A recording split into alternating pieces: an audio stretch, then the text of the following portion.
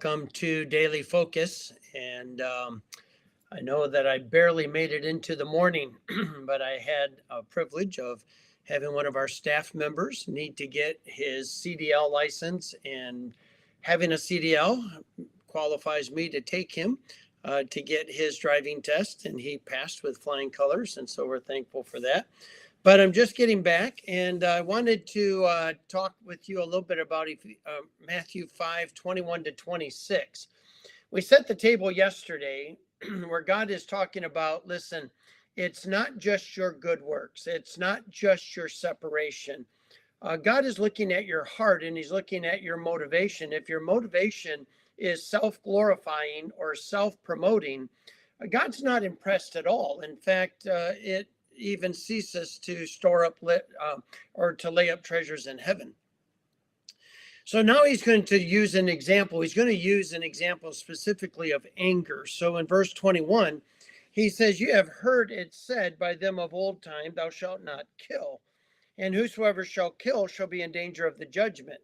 But I say unto you that whosoever is angry with his brother without a cause shall be in danger of the judgment. And whosoever shall say to his brother, Raca, shall be in danger of the council. But whosoever shall say, thou fool, shall be in danger of hell fire. Therefore, if thou bring thy gift to the altar, and thou rememberest that thy brother hath aught against thee, leave there thy gift before the altar, and go thy way. First be reconciled to thy brother, and then come and offer thy gift. Agree with thine adversary quickly while they are in the way with him, lest at any time the adversary deliver thee to the judge, and the judge deliver thee to the officer, and thou be cast in prison. Verily I say unto thee, thou shalt by no means come out thence, till thou hast paid the uttermost farthing." Talking about the issue of anger.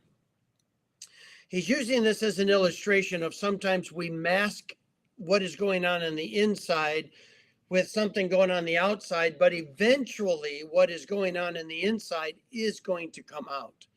And so we do realize that anger, we think we're really good at hiding it. We think we're really good at masking it, but it just keeps showing up everywhere. And we can't keep it in, because it's what's real on the inside keeps coming out, and we keep pushing it down. We keep trying to camouflage it. Sometimes people let something come out of their mouth and they're like, oh, I didn't mean to say that. Well, you probably did. You didn't mean for people to hear it, but you did mean to say it because it was on the inside, and it just slipped out before you could control it, or it came out harsher than what you really thought you should have said it. And it's coming out authentic. I've said before, we're never more honest than when we're mad. In other words, we say all the things that we're feeling, and then we say, well, I didn't mean any of that. I was just venting. No, you probably meant all of it. It was what was true on the inside. You're just trying to do damage control on the outside. And so God is once again reminding us, it's not what's going on out here. It's really what is going on in the heart. And he's going to warn us about anger.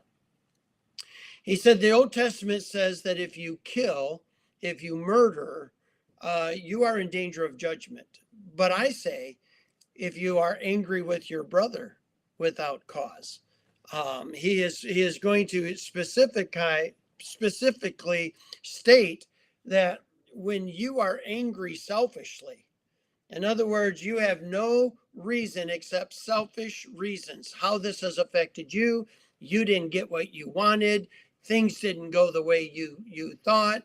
People affected your life negatively by causing you to wait, causing you to have to be made uncomfortable, whatever the case may be.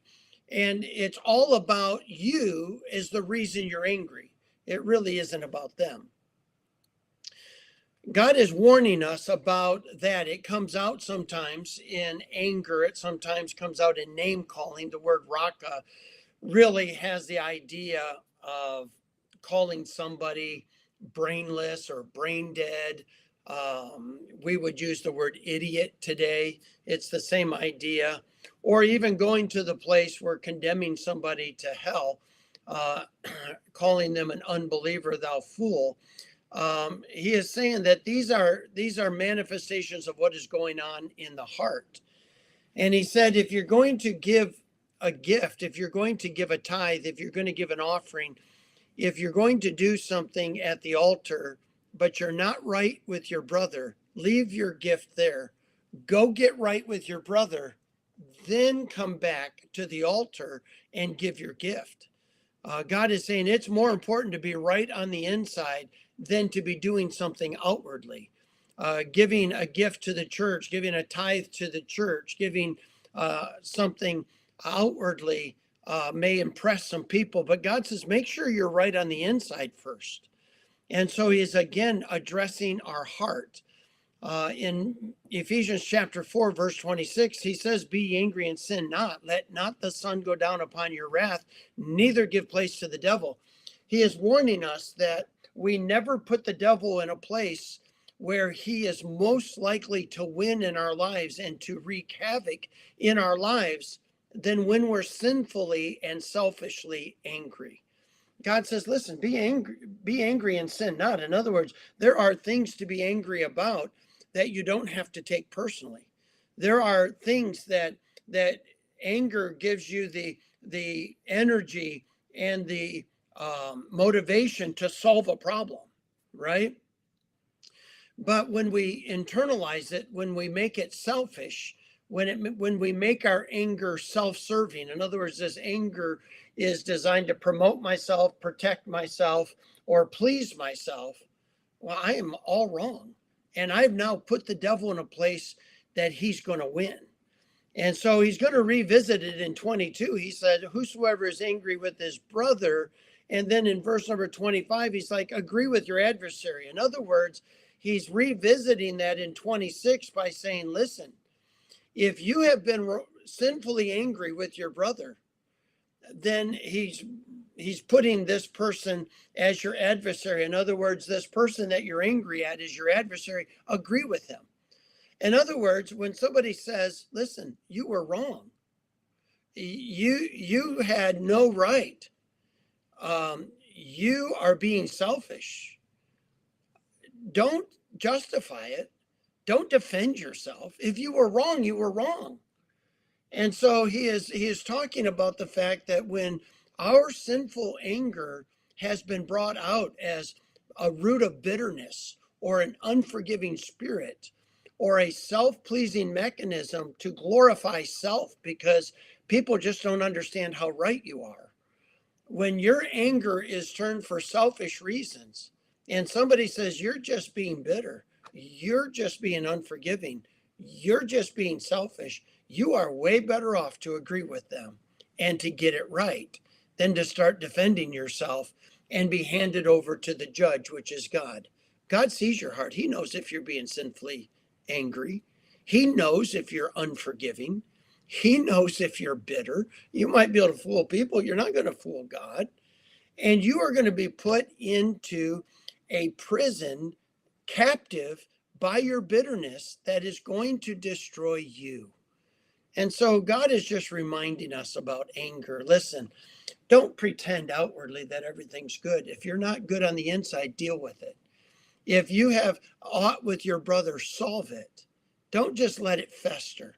Don't let it build. You will just get more and more selfish. You will become more and more bitter, and it ultimately will become your own prison that destroys you while you wait to solve everybody else's problem. God reminds us that, again, it's not our outward activity that impresses everybody that God is dealing with. He is dealing with our heart, and he says, be honest with your heart, because what is going on in the inside will keep coming out. I hope that's a lesson for all of us. I hope you have a great day. I'll look forward to seeing you tomorrow.